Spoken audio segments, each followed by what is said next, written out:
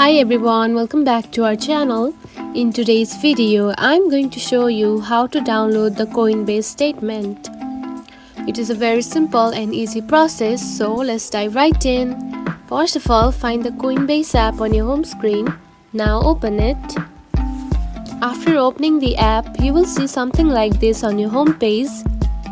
Now, to download the Coinbase statement, tap onto one of the cryptocurrencies, just like this.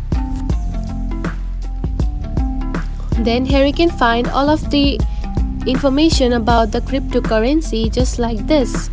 Now here is the information about the order book, trade history and orders. Now, to download the statement, there is no any built-in feature in the Coinbase app.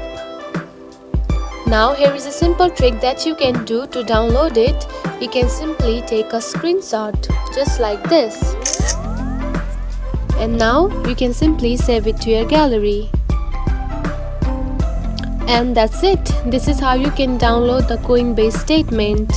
If you found this video helpful, don't forget to like and subscribe for more tips. Thanks for watching.